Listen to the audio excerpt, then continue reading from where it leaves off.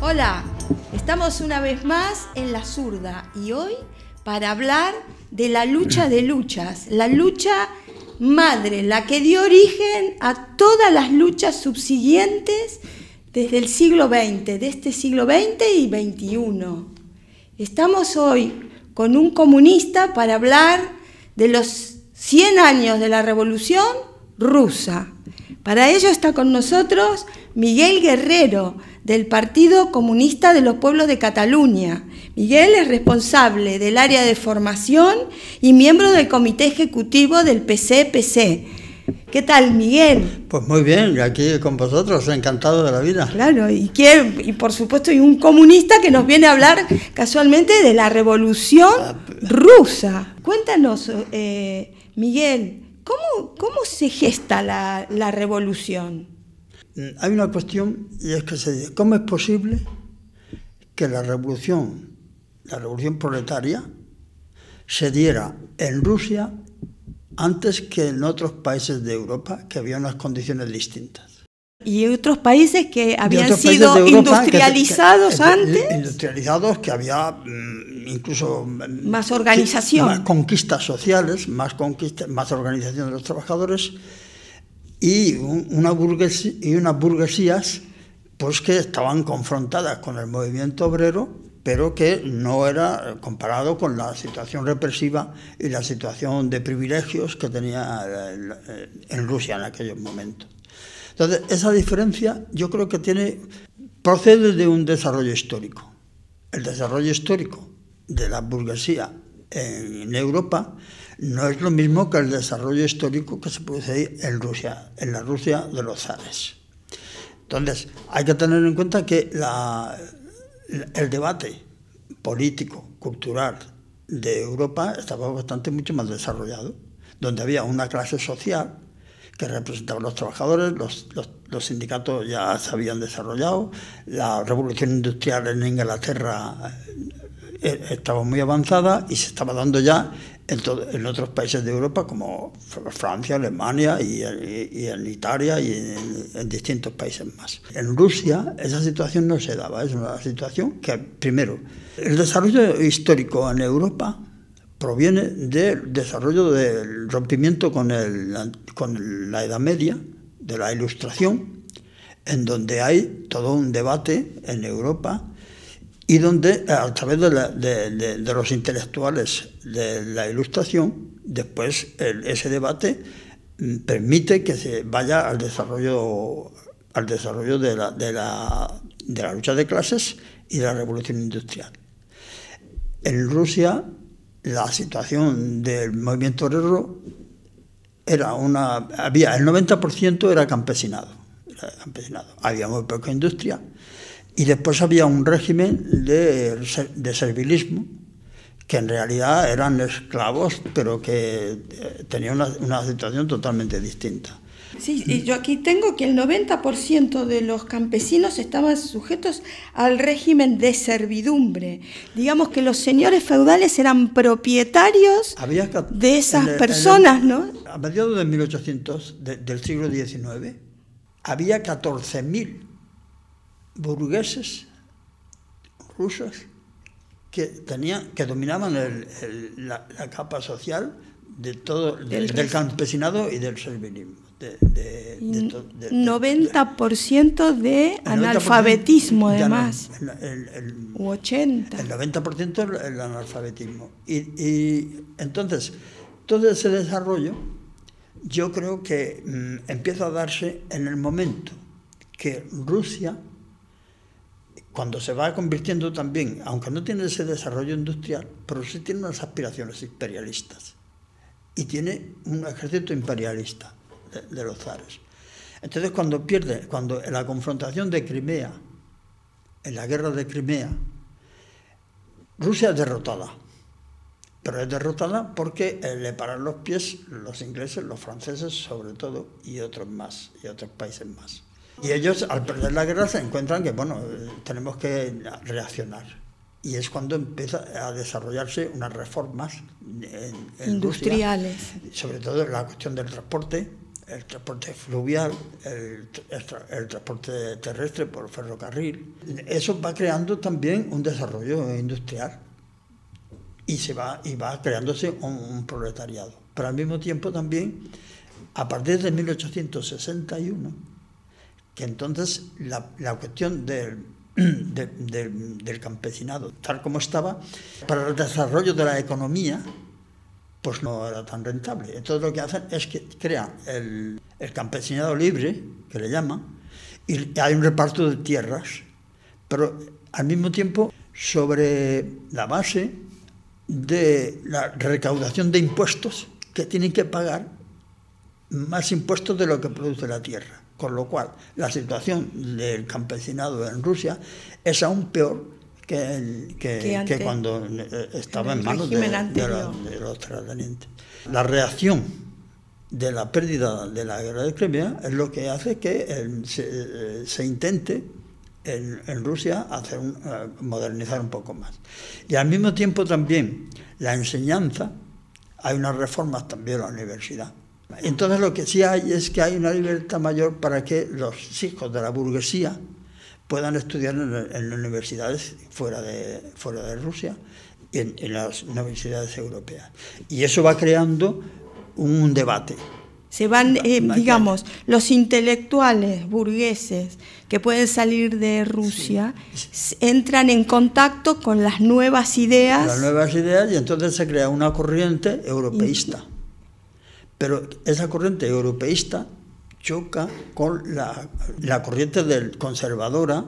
La parte conservadora la encabeza el propio zar y los terratenientes, y luego los intelectuales, los escritores que empiezan a pensar y empiezan a buscar sobre el estudio de la filosofía, son los que esos tienen una posición más cercana a lo que es el pueblo trabajador, lo que son los campesinos. Son ideas más avanzadas, pero no llegan a una comprensión total de la revolución proletaria, de cómo se tiene que realizar. ¿Y quién llega a esa comprensión? Esa comprensión son estos intelectuales, que hay un debate, se produce un debate en Rusia, y a partir de ahí se crean también organizaciones y se crean movilizaciones importantes. Ahí ese debate, la introducción del manifiesto comunista, que es debatido, y otros pensadores también de allí que sin el manifiesto comunista también tenían ideas progresistas. Y ahí ese desarrollo. El Partido Socialdemócrata Ruso, que son las izquierdas más avanzadas, pues se constituye ya como en un partido revolucionario. Y ahí ya forman parte del desarrollo del estudio de los textos marxistas. Y entonces, a partir de ahí, Lenin juega un papel con un equipo de intelectuales que trabajan, hay un periódico que se llama Iskra, alimentados por el debate que ya en Europa se está dando, ya llevaba tiempo dándose. Y ahí hay una interpretación, la cuestión de la Revolución de Octubre es porque la confrontación ideológica entre lo que son las posiciones reformistas de la izquierda, sobre todo a partir de la segunda internacional, que es cuando ya surgen los partidos obreros, porque la primera internacional, como sabéis, se rompe porque hay una posición de Marx diciendo que la clase obrera se tiene que crear su propio partido, y la parte vacunista o de las ideas de Proudhon, en donde no son partidarios de la organización de los partidos. Hay un debate a nivel global, a nivel mundial, importantísimo, y es cuando se produce el choque entre las posiciones vacunistas y las posiciones de Marx y Engels. Y entonces no se ponen de acuerdo y es cuando se rompe la primera internacional. ¿Cuáles eran esas dos posiciones? Sí, las posiciones de Marx plantea de que la internacional no se puede quedar en un movimiento sindical, sino que tiene que ir a un partido de la clase obrera para la toma del poder, por la clase obrera, porque el capitalismo es una dictadura del capital. La confrontación de la lucha de clases se tiene que llevar a la toma del poder. ¿Y qué es la lucha de clases? Pues la lucha de clases es la lucha de intereses, entre los intereses de la burguesía y los intereses del proletariado, de los trabajadores. Cuando se produce la lucha de clases, se produce en el momento que los trabajadores se dan cuenta que tienen que ser independientes de los intereses de la patronal y que ellos tienen que defenderse y tienen que conquistar las reivindicaciones, los problemas que tienen ellos sobre el pago de su trabajo y de las cuestiones sociales. En un momento determinado, cuando cuando se rompe con la Edad Media y las relaciones económicas cambian, el capitalismo es floreciente.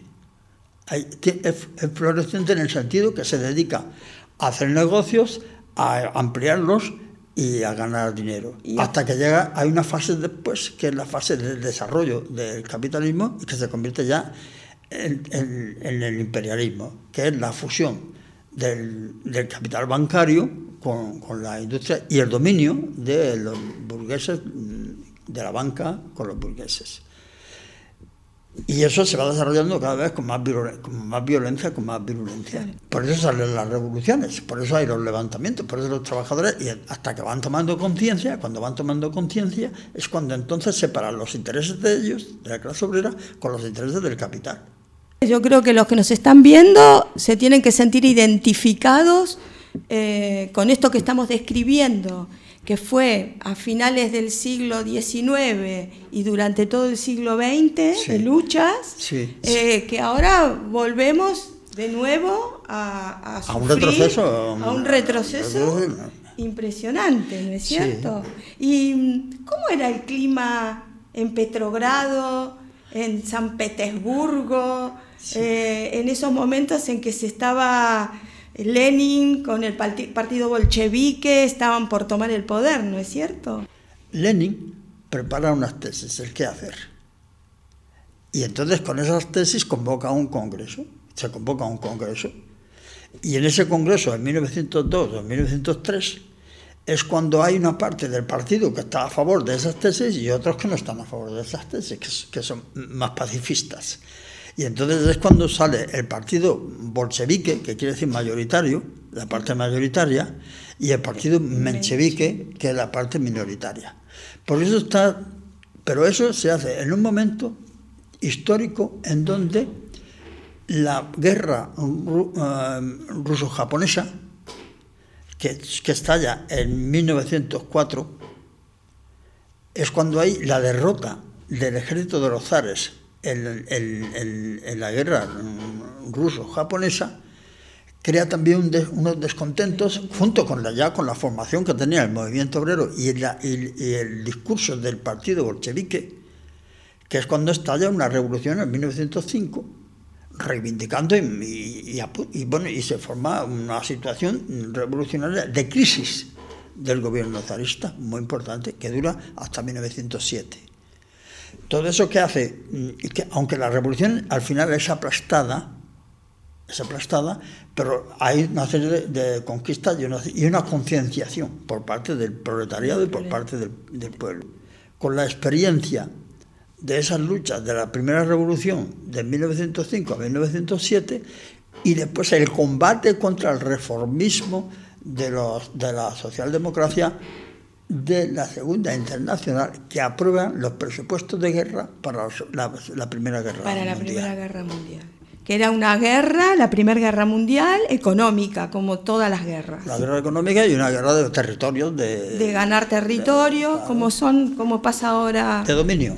De dominio por las materias primas. Las materias primas y porque los países capitalistas desarrollados llegan a un momento que están reclamando su espacio vital, porque se quedan sin espacio vital, necesitan, el capital necesita expandirse e ir a dominar otros pueblos y otros países. Podríamos decir como sucede ahora con Siria. sucede con Siria y como sucede con Venezuela, y como con sucede Venezuela, con Corea y como sucede como siempre, ¿no? como siempre. Entonces, Miguel, esto del reformismo es como cuando decimos que quieren edulcorar el capitalismo, que lo quieren disfrazar, que total nos conformamos con alguna conquista y al fin y al cabo todo sigue igual y luego el capital nos la vuelve a dar por la espalda, ¿no? Sí, sí. Por ejemplo, cuando nosotros creemos que vamos a humanizar el capitalismo. El capitalismo no lo puede reformar, porque si no deja de ser capitalismo. Claro. Pero tú no tienes que vencerlo, tienes que derrotarlo. Cuando hay un bloque social que ejerce una presión al capitalismo y lo pone en crisis, hay unas conquistas. Pero unas conquistas, supongamos que, por ejemplo, hay una huelga, o hay una huelga general, y dentro de la huelga, y en esa huelga general, hay una conquista del aumento de los salarios. Y los aumentos de los salarios los aumentan un 10%, un 15%, lo que sea, lo que hayas arrancado. Tú lo ves como un triunfo, y lo es, Lo que perdemos de vista es que el capital le da igual.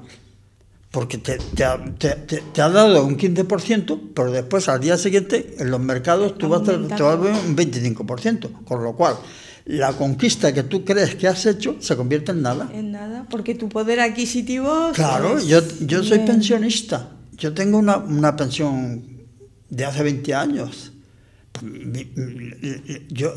Hace 20 años yo me creía que tenía una pensión extraordinaria. Pero esa pensión me la han ido quitando, me la han ido recortando, me han dejado en la pensión que tengo ahora.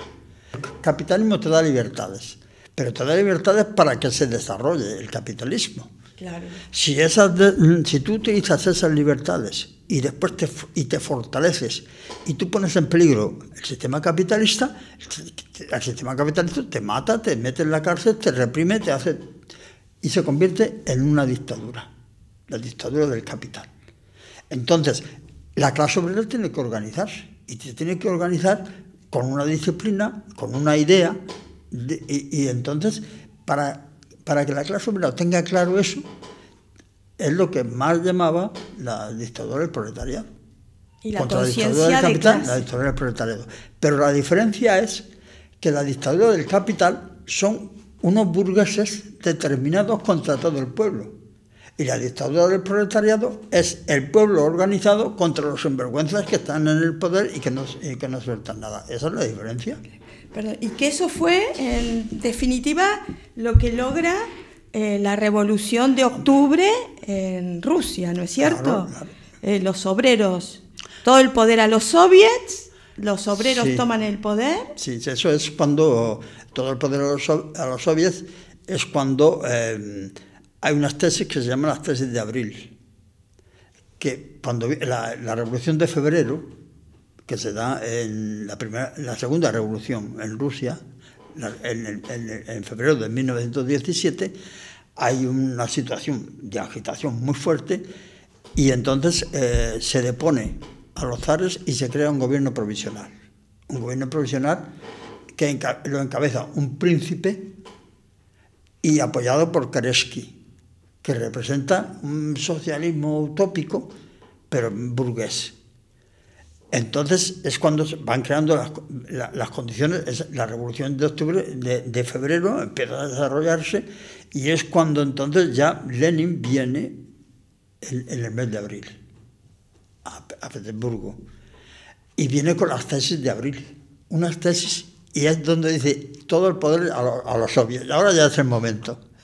La revolución ya ha madurado y ahora todo el poder a los soviets. Y es cuando la frase esa sale.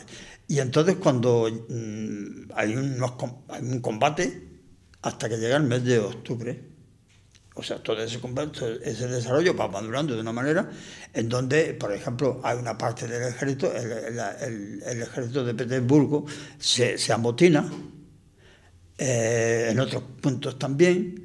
Y cuando ya el proletariado está muy maduro. La revolución ya no era incontenible, digamos. Ya insostenible.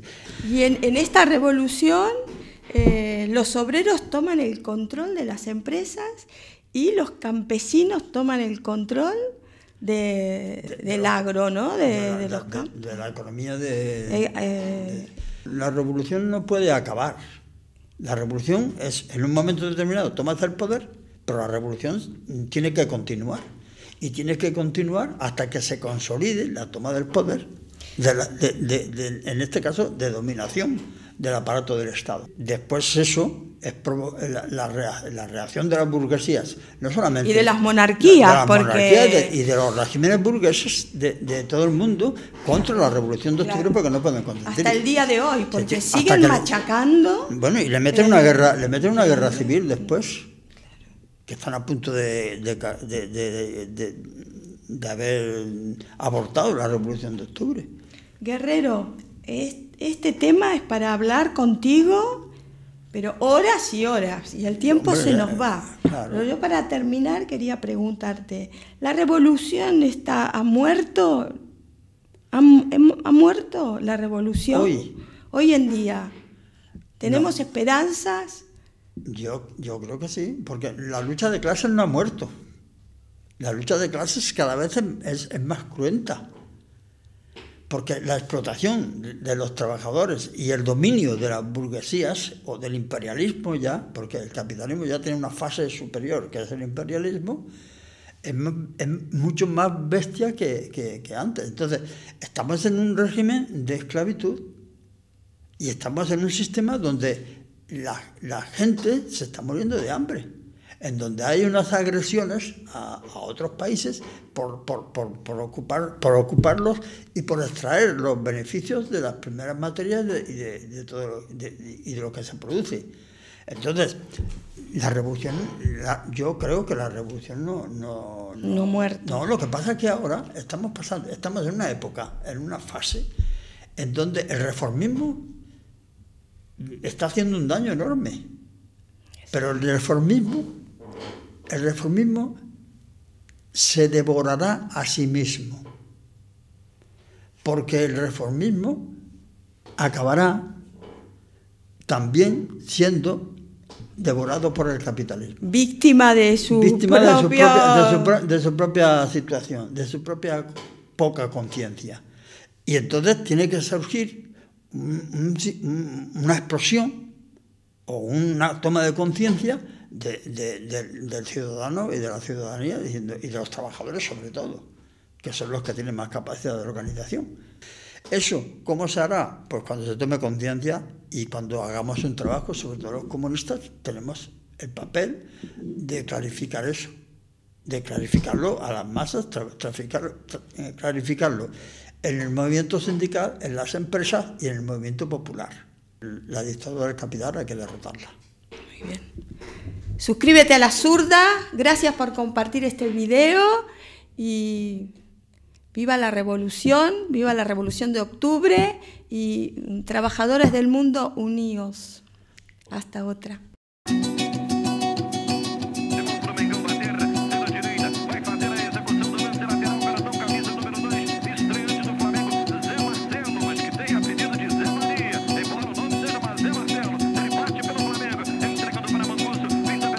No tiene la culpa, mi amor, que el mundo sea tan feo. Tú no tienes la culpa, mi amor, de tanto tiroteo.